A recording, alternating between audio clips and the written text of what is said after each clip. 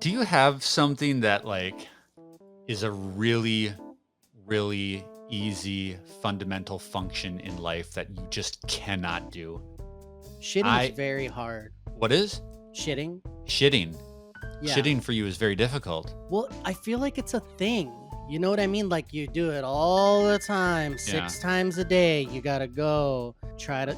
You're really hoping, is this a good experience? Is it a bad experience? Do you ever go into a bathroom and it's too hot in the bathroom for Oh one yeah. reason or another? And Uh-huh. you're like, oh God, now I'm in the desert.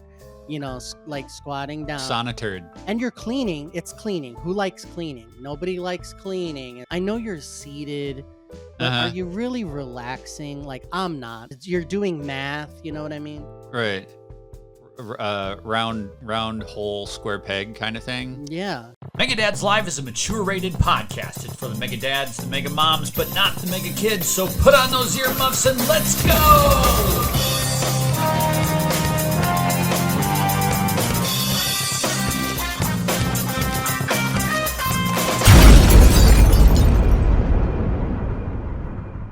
To me, it's blowing my nose.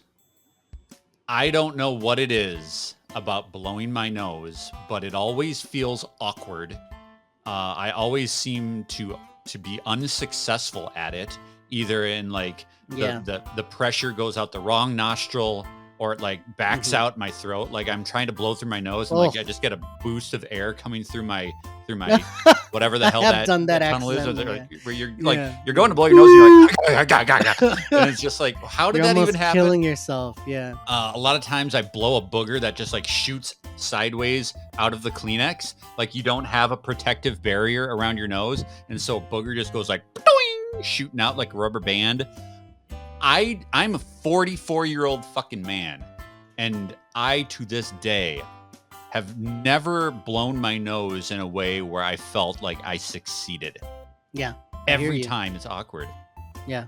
Do you ever have seen one of these people? I was driving and we were at a red light, and in front of me and my wife, this guy is like waiting to cross, but before he crosses in front of us, he closes one nostril with his finger, and he just forces air out of his other nostril, and a snot missile just comes out of it, hits the sidewalk right in front of him. He's just walking?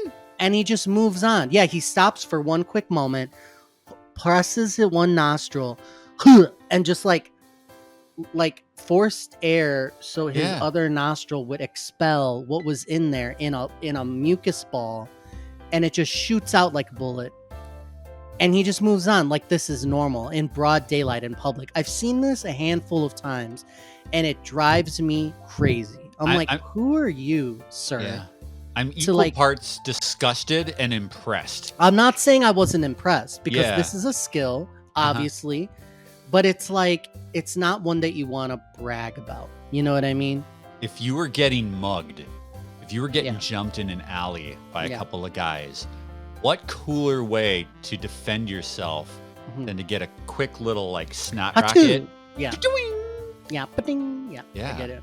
That's interesting. I would stop the car and go ask for tips.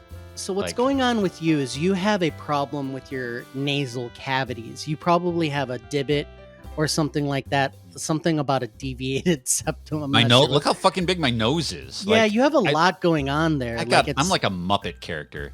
Look at this thing. Yeah, you got a gonzo-ish thing going on there. I didn't notice it before, but now that you pointed it out, you're like half nose in that. I am. I'm half nose, and I didn't know that. The older you get, the more nose you get. Like, right? They always say like your nose never stops growing, your ears never stop growing. But can you imagine what I'm gonna look like at 50? Yeah, that's frightening. Like, Jesus. what if science comes along and we learn to like live to 200, 300 years old, but our noses are just so fucking big that we can't even see around the motherfucker. Yeah, because it just keeps going. You've got beautiful face proportion. I'm rounded. I'm what they call a chubby face. Yeah. Which is fine. Like water just drips all along perfectly in a nice circumference around the face. You know what I mean? Yeah. It's like if I ever needed to like reference a sphere, I just look in look in the mirror, and I'm like, there's a ball of butter. You're like the sun in the Teletubbies thing. You're just a beautiful baby, a beautiful round-faced baby lighting up everybody's What the life. fuck are we talking about? I don't know. How are you doing? What's new with you? I just picked up some custom cupcakes from a friend of ours. You know, like, you ever run into somebody who's just a really good baker? And my brother's sister-in-law is like fantastic, makes cookies, cupcakes, like scone things that are just absolutely fantastic. So we're having a party, and I was like, last minute, what do we do? Should we make cold cut sandwiches? Should we cater? And we're like, let's get some sweet treats. And these things are fabulous. I cannot wait to eat. You know, when you're going to eat too much and you just know it like ahead of time? Yeah. That's where I am right now. Like, I was thinking about this last night. I'm like hungry, and I'm like thinking about it. So yeah, that's kind of where my head is at right now. You ever just think of eating? Like, when am I going to eat again? I was taking a walk around I always take a lunchtime walk at work before winter comes. Before winter comes and takes like two-thirds of the year away from us. But the neighborhood I was walking through had a very distinct fried food smell coming out of it. And it got me thinking, like, this is the time for state fairs, right? Yeah. Minnesota State Fair is going to be opening, I think, in like a week. And I haven't been since we've had kids, because who the hell wants to bring kids to something like that? But now they're old enough where we could probably bring them. And the thought immediately went to, oh my God, I would just absolutely destroy my body with all of the food. Yeah. But, you know, as much as I'm trying to really regulate the crap that I put into my body and the amount of exercise, you're right, man. Sometimes you just like, it's like when you know you're gonna have sex, and you're just like, I am just gonna fuck my body up with some donuts or something, and it's that pregame show where the thought of eating is like almost as good as the eating. Yeah, I dig it. I know what you're saying. You're like, my back's gonna hurt tomorrow, but I don't care. But in regards to the custom cupcakes, decorating a baked good is a real skill. Like, no, absolutely. Like, we try to do Christmas cookies every year, and they just look abysmal. Like, it looks like somebody vomited on a cookie, right? Like, I can't decorate anything. So that's impressive. What is the customness of these cupcakes? So there's like a Nutter Butter one, which is just, I'm not good at describing the pastry, but it's like Nutter Butter flavoring with some awesome like design of the, like, it's not just what I would do is like stick a knife in a tub of frosting and just slather it on. It like looks cool, and then there's like little Nutter Butter crumble and another Nutter Butter like small circle on top, and you just know that it's gonna be amazing. I think I think one of them had a straw in it, you know, where there's some filling, where it's like, here, take a little filling out of this thing first, and then take a bite. Yeah, you know how like you can put filling in stuff, so it's like, you're supposed to like suck it out and take like the filling and then take a bite, or I don't know how you're supposed to do it, but it's like a little mini drink slurp thing like with it. Oh my God. Good. If you don't record yourself doing this, I'm going to be mad at you. I'll post it in the Discord. Everybody will see what I'm mad at you. I want to see you suck out the center of a cupcake. Yeah. Okay. Let's do the headlines. It's time for some video game news as we see fit to tell it. Antonio, today's your story. What do you want to talk about? So a little bit of good news, right? Now, if you recall, Tango Gameworks, creators of Hi-Fi Rush, were going to get the axe, right? It wasn't working out. They're like, Microsoft is like, we really want to support these small games that are just going to make a big impact and be like a creative, refreshing experience for gamers that people are going to love. And then they get rid of, then they're like, oh, we're going to get rid of Tango Gameworks. So Hi-Fi Rush was in danger of an IP in danger just to get lost time. So this comes from Windows Central. former Xbox studio Tango Gameworks and Hi-Fi Rush have been acquired by PUBG's Crafton Inc., saving it from closure. PUBG? So I guess PUBG is they're under Crafton Inc. as well. They publish the PlayerUnknown's Battlegrounds, which is good. So they're acquiring it and saving the IP. So that they say that they will support Tango in the future development of Hi-Fi Rush IP going forward. So that's great. So you played Hi-Fi Rush after recommendation. I know I said it was good. Other people in the Megadads community had tried it and said it was good, and you enjoyed it, right? I did. I still have to go back and complete it, but man, that was such a fun, funny, stylish game. So I was bummed because I was like, yeah, I can finally play this game. And then like the week after I bought it, Microsoft is like, it's done. Shut it down. They did a Gordon Ramsay, shut it down. And I was super bummed because like, I'm a guy that there's a few IP that come out of the Xbox space that really tickle my nutsack. And this was one of them. And so I was super excited that it was going to be played by more people. And then it disappeared. And so this is great news. Crafton, didn't they also put out Callisto Protocol, right? Unsure. Okay. I mean, it's not a super well-known or popular. You don't hear Crafton a lot, right? No, you don't. Yeah, and I wasn't familiar with the parent company, the people who were over PUBG. So interesting. It's the first time that I had heard. It's interesting here because they do mention specifically, I think the important part of this is the people, because it says, we are allowing the talented team to continue developing the Hi-Fi Rush IP and explore future projects, and we intend to support the Tango Gameworks team to continue its commitment to innovation and delivering fresh and exciting experiences for fans. So it's really the people, right? Because it's not just the IP. The IP is good. The idea behind the game is cool. But I think about this more and more lately, that I lament that games aren't as good as they used to be, right? And sometimes that's hyperbole. Sometimes that's nostalgia, where we say, man, I miss the days of such and such.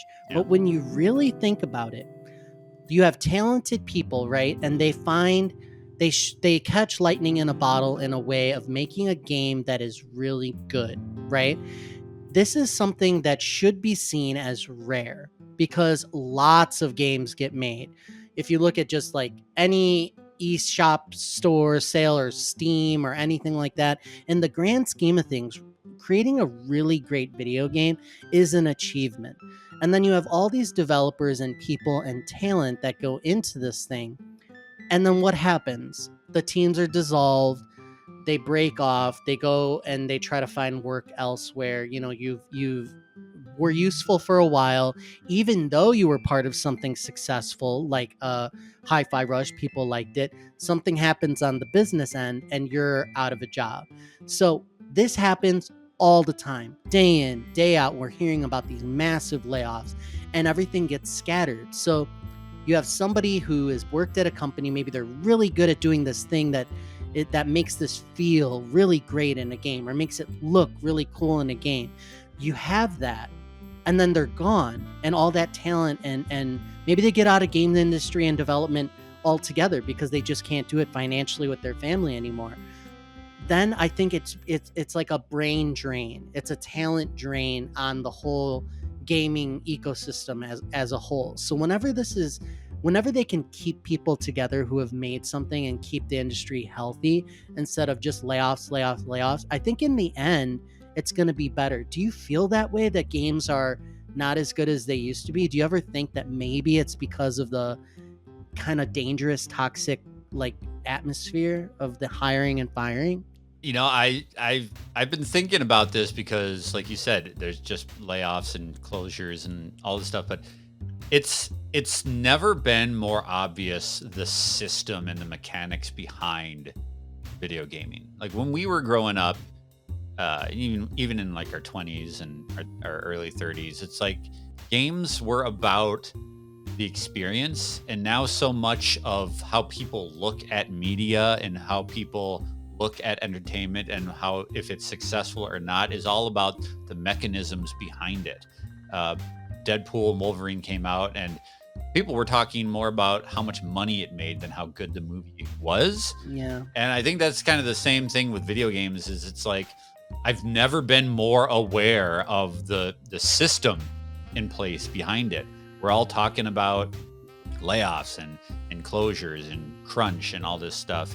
And it's a shame that the art doesn't always do the messaging for the industry. It's always about the conditions of the worker and the fact that we have to worry about if these people are actually able to continue the career path that they so much want to do.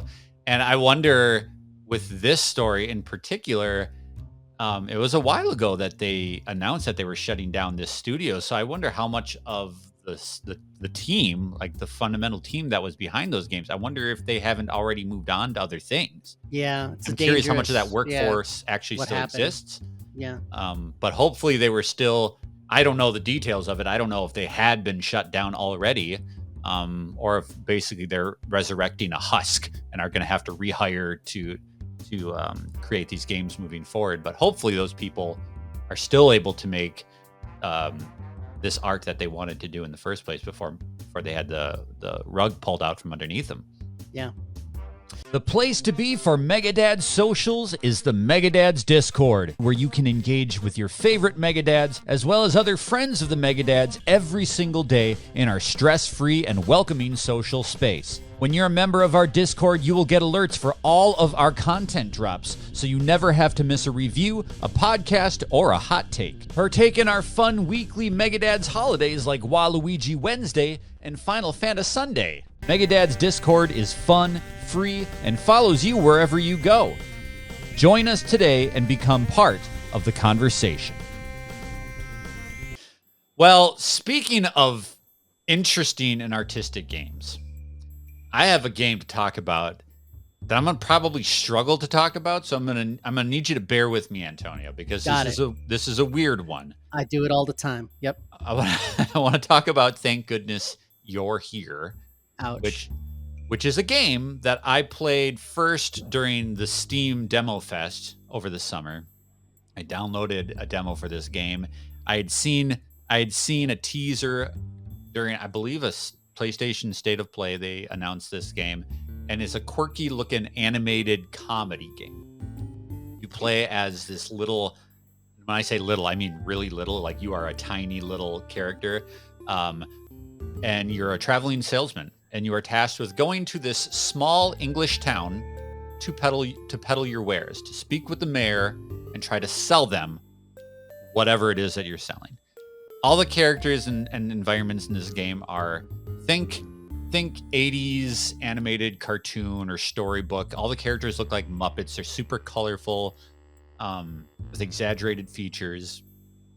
And the whole point of this game is, as you are waiting to have your meeting with the mayor of this town of Barnsworth, you go out and explore the town as you're waiting. You just go out and see the sights. And everybody that you come across is kind of damaged in the brain. They're all very bizarre, broken characters who are mentally deficient and want you to do something for them. And these are very bizarre and wide-ranging tasks. The first guy that you come across has his arm shoved down a storm drain because he dropped a coin. He dropped a coin down the storm drain and he stuck his arm in there. And now he needs you to, quote-unquote, source him some lubricant. Oh, my God. So that he can get his arm out of the storm drain. Oh, no. So you have to explore the town before you eventually find your way to the bakery, and you find a giant block of butter that you go and you grease this guy up so that he can get his arm out of the storm drain. Every task that you do in Thank Goodness You're Here is equally as strange and out of left field. Like, there's no rhyme, reason, or predictability to this game at all, which is what makes it so hilarious. Every character is just off their rocker. There's this one guy who's a gardener, and he's very strangely horny. Like, every time you talk to this guy, he's talking about He's like, I need you to mow this lawn. Just give that lawnmower a good grip. Just really grip that thing and show me how it's done. And then at one point you come into his shed and he's having like a phone sex conversation, and he has a carrot. Way. He has a carrot sitting in his lap that's pointed up towards his face. Just enough off screen so that it very well could be his dick if you didn't know that he was a gardener and it's obviously a carrot. This game is so fucking weird. The whole thing is a series of micro activities that are all based on comedy. The mechanics of the game are pretty much all you can do is jump and slap. So as you come across a person, the way to talk to them is you have to just slap them. And sometimes when you slap them, they prompt you with a quest, or they give you a conversational point. And sometimes they just like giggle. You know, like there's one guy who's just got like a giant ass, and you just keep slapping him, and you're slapping his ass, and he's just giggling the whole time.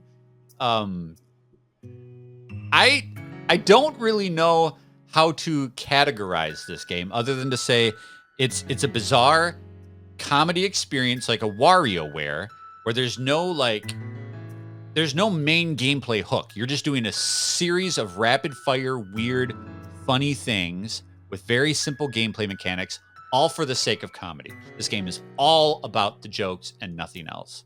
And just visually, all the characters, like I'm looking at like this cow, I'm looking at this grandmother, God. I'm looking at this bartender. They look funny. When you add in the fact that they're voiced and there's some good writing, right? And like jokes to it. Yeah. That's cool.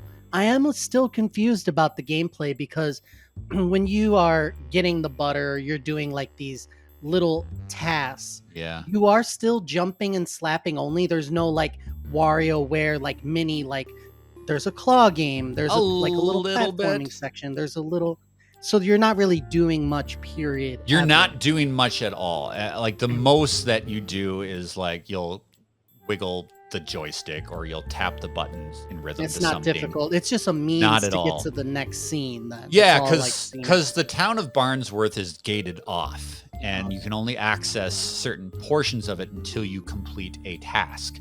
So you can't get into the bakery until you get the locksmith out of the bar. The locksmith is just an absolute knockdown drunk, a pure alcoholic, and he's stuck at the bar, and you got to get him his pint so that he can go and unlock the bakery. So you have to go to this thing where you go into the basement of the pub, and you have to turn on the kegs to start sourcing the alcohol, and then he stumbles his way over to the bakery, and you go over there, and he's like passed out on the ground, and if you slap him, he'll puke all over the floor. And the cow, oh my God, somebody needs milk, and you have to milk the cow. Guess how gross that is. You put the cow and the farmer in a hot tub. Ouch. And you and the farmer have to milk the cow together in the hot tub. And let's just say that you aim the milk at the farmer's face. So this is rated R. This is thing. Straight up rated R. Not for kids. Cartoony looking, but not for kids. And it caused me some trauma in my family because the demo wasn't that bad. There was like a little edgy joke, but it wasn't sexual. So I was like, okay, well, I can get through this because like those edgy jokes will just go over my kids' heads. I'll get it, but they won't get it. No, dude. Nah. At that point, it was too late. My kids were watching me play it. They wanted to see the cartoony funny game. And then shit started getting real. This is a warning to all of our listeners. Do not play this game in front of your kids. Luke and his wife in our Discord, will absolutely love this game. Absolutely. They are. This is tailor-made for them. Thank goodness you're here. Thank goodness you're here. Super mature, funny comedy game for the adults. $19.99 on Steam. It's and I was thinking this year, I still go to bat that I think 2024 has been a great year for games. I know a lot of people think it's been lacking, but it reminds me a lot of 2021 when I spent a lot of my time playing exceptional indie games like Toem and A Short Hike and what was the other one? I I think Kena Bridge of Spirits actually came okay. out that year, which isn't really an indie game, but it's a smaller. Well, maybe that could be described as an indie game. But I played so many great indies in 2021, and I'm doing that a lot this year as well. A lot of the games that I've been playing lately have been smaller scale games. You can play through this in a handful of hours. I think I played through it in 3. So it's a great, quick weekend game. You know, play through it in a week. After the kids go to bed, sit there with your significant other and just laugh your ass off at some mature comedy. Thank goodness You're Here is unique. I know you love when you get a small handful. That's all I get. That's all I can get. Just a small handful. That sound is the caboose, which means it's the end of this episode of Mega Dads Live, where we give you a recommendation outside of the world of video games, something we think that you will enjoy. Antonio, what's up your caboose? Did you know that in the coming weeks, Dunkin' Donuts is releasing their fall lineup of products? Oh, Dunkin's man. Fall, it launches on August 28th. I think I mentioned before that I was previously a pumpkin spice hater. Like, I was like, why do you care? This isn't so good. Then when you get that little sweetness, because it can go in so many things now, but when you find that thing that is fall flavored that really resonates with you, then it converts you and makes you a believer. So they have, coming on August 28th, you have the pumpkin spice signature latte, of course, something called a new Dunka latte. I don't know what that is. Almond spice coffee, new loaded hash browns, the pumpkin muffin, a potion macchiato, which is specifically potion macchiato. It's like Halloween themed. It's like black and purple. So it's like supposed to be Halloweenish.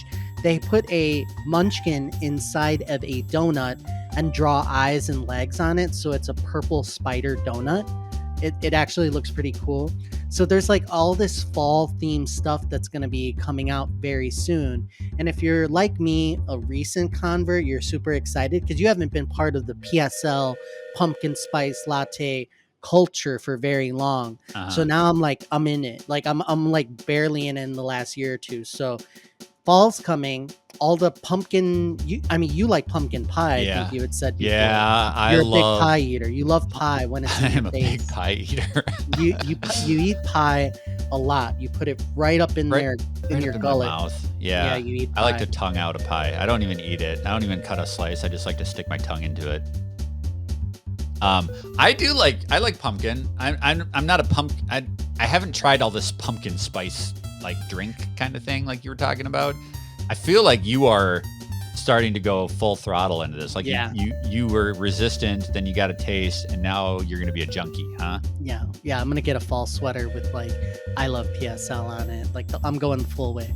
I am excited that things are cooling down. Like I love this time of year. Yeah. And it seems to be like Christmas. Like you start celebrating it way before it's appropriate. Like it's still going to be like 85 degrees out here, and I'm ready to put my jeans on and my sweater. I for sure. My football season's coming. Yeah, my caboose is just like I recommend diving full bore into football season.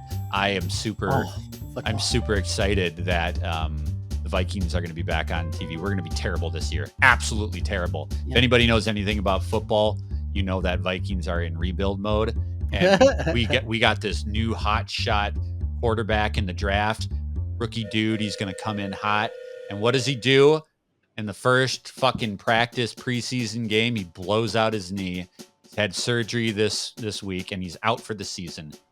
And I heard about that. For a lot of people, this would be reason to just like throw away your hopes and expectations for the year. For me, as a lifelong fan of the Minnesota Vikings, I'm just eating this shit up. I'm like, fuck yeah, he Vikings harder than anybody could Vikings ever. I am ready for this year to be a complete train wreck. I am here for it. Low basement expectations. Whatever happens, happens. You'll win 3-4 games. You're fine. Right. It's almost better to go into the season expecting to just shit the bed. Because if you're surprised, hey, that's great. But otherwise, I'm just ready for the disaster. Keep those expectations for everything in life just in the basement. You're good. Everything's going to suck. Just convince yourself everything sucks and life will be great. How are your Bears looking this year? Actually good. We got Caleb Williams, I think is the name of the new quarterback, and he's doing some good things in preseason. I think they're gonna actually let him play. They have to let him play. Are we gonna battle for last place between the two of us? We're gonna battle for last place, right? I don't know. I think there's all the preseason talk is all speculation. It's all hype. They're like, we're great. Yeah, we can really see this team coming together. Like, oh yeah, we did some good things, and then it just all falls apart. And then by game 3, it's like pretty clear that you're terrible. So we'll have to see. But we always have fun with that Bears Vikings rivalry. So I think we should do something with that this year. I think we need to have a battle for the bottom. Loser gets their nipples pierced. That's going to do it for this episode of Mega Dads Live. I got to go. I can't talk about this anymore. Once Antonio starts talking about my nipples, it gets uncomfortable. That's usually the signal of the end of the show. We'll see you next week on Mega Dads Live.